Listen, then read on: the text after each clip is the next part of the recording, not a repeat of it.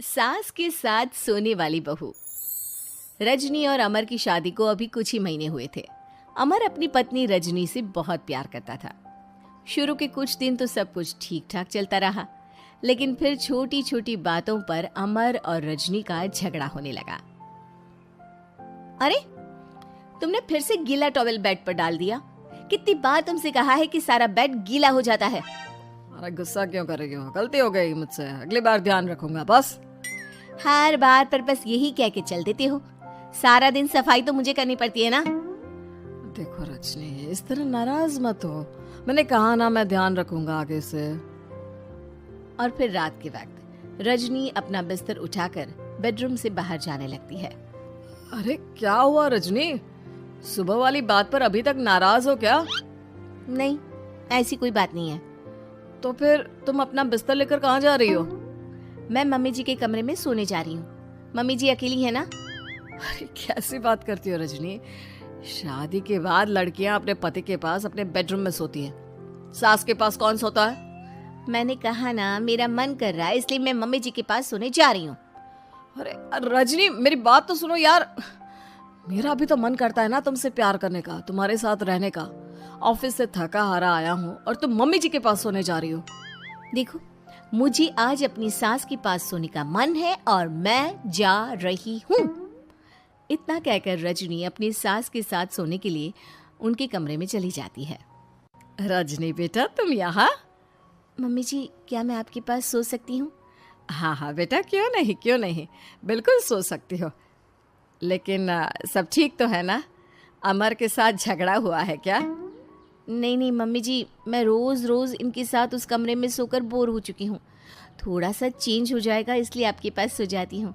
आपको कोई एतराज हो तो बता दीजिए। अरे नहीं नहीं बेटा, ऐसी कोई बात नहीं, सो जाओ। और फिर अगले दिन। अमर बेटा, तुम्हारा रजनी के साथ कोई झगड़ा हुआ है क्या? नहीं तो मम्मी, ऐसे तो कोई बात नहीं है। क्यों, क्या हुआ? अरे वो कल रात मेरे कमरे में सोने आ गई थी तो मुझे लगा सब ठीक तो है ना बेटा? नहीं मम्मी जी, वो ऐसे ही बस उसका मन किया होगा। कह रही थी कि मम्मी अकेली है इसलिए आपकी चिंता हो रही थी। पर अगली रात को फिर से रजनी अपना बिस्तर उठाकर सास के कमरे में पहुंच जाती है। रजनी बेटा, आज फिर से मेरे पास सोने आ गई। मम्मी जी, आपको मेरा अपने पास आना अच्छा नहीं लगता? अगर ऐसी बात है तो मैं बाहर ड्राइंग रूम में चली जाती हूँ। अरे नहीं नहीं बेटा, ऐसा कुछ नहीं है। पर अमर अपने कमरे में अकेला होगा ना? अरे तो वो कौन से 6 महीने के छोटे दूध पीते बच्चे हैं, उनको डर थोड़ी ना लगता है। इतने बड़े हो गए हैं, 1-2 दिन अकेले सो लेंगे तो कुछ बिगड़ नहीं जाएगा। और इस तरह फिर तो ये रोज की बात हो गई। रजनी रोज अपना बिस्तर उठाती, अपनी सास के पास आकर सो जाती। सास उससे कुछ इसलिए नहीं कहती है क्योंकि उसे लगता है कि बहू बुरा मान जाएगी। एक दिन सुबह सुबह, माँ मेरे लिए चाय बना दो, ऑफिस जाने का टाइम हो रहा है। अरे बेटा, तो रजनी से क्यों नहीं कह देते? मुझे उससे बात करने का बिल्कुल भी मन नहीं है। अरे आखिर क्या बात है बेटा, तुम इतने उदास क्यों लग रहे हो? देखो ना माँ, आजकल रजनी का बिहेवियर मुझे कुछ समझ में नहीं आ रहा। रोज रात को आपके पास आकर सो जाती है। अगर उसे मेरी परवाह नहीं तो मुझे भी कोई फर्क नहीं पड़ता। अमर गुस्से में ही घर से ऑफिस चला जाता है। ये देखकर सास बहुत दुखी हो जाती है। और फिर अगले दिन, मम्मी जी, मैं आ गई आपके पास सोने। हाँ बहू, सो जाओ। पर वो क्या है ना, आज मेरा पुरानी फिल्में देखने का बड़ा मन कर रहा था। कोई बात नहीं, सो जाओ, मैं पिक्चर देखती रहूंगी। ठीक है मम्मी जी। रजनी की सास तेज आवाज में अपने कमरे में टीवी चलाकर रखती है। इसकी वजह से रजनी को नींद नहीं आती, लेकिन वो पूरी रात करवट बदल बदल कर सोने की कोशिश करती रहती है। सास को लगता है कि अब रजनी उसके कमरे में सोने नहीं आएगी, लेकिन अगली रात फिर रजनी उसके कमरे में सोने के लिए पहुंच जाती है। मम्मी जी, मैं आ गई। अरे बेटा, मुझे लगा कि कल तुम ठीक से सो नहीं पाई थी।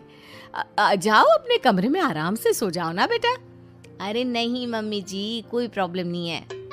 इतना कहकर रजनी फिर से अपनी सास के कमरे में सो जाती है।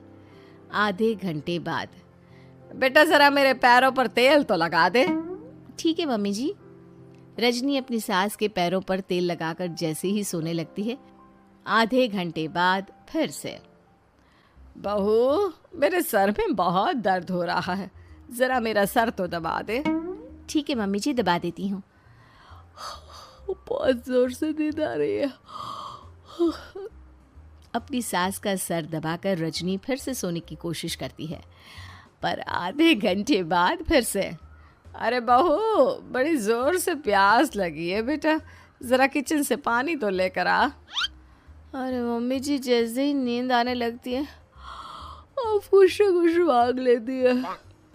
रजनी चुपचाप जाकर किचन से पानी लेकर आती है।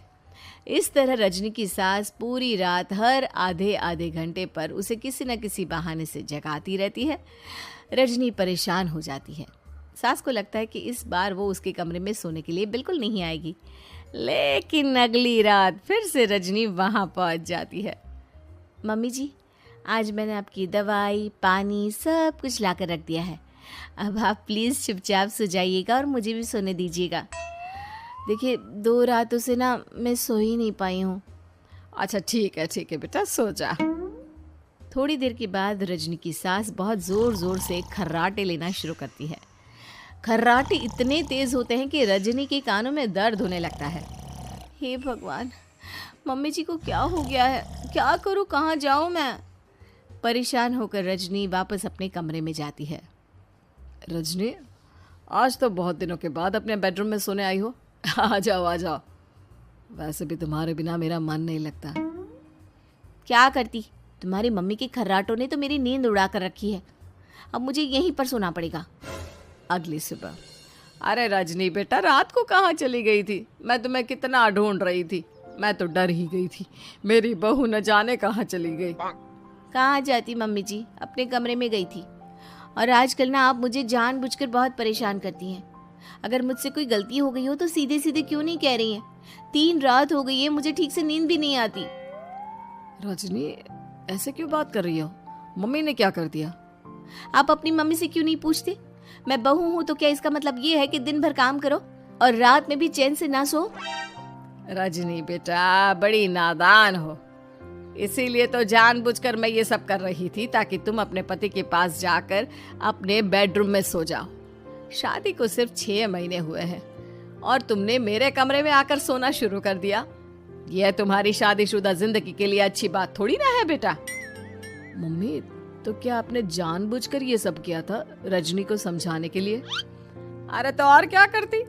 दुनिया की पहली बहू है ये, जो पति को छोड़कर सास के साथ सोने चली थी। इसीलिए मुझे इसके लिए थोड़ा बुरा बनना पड़ा।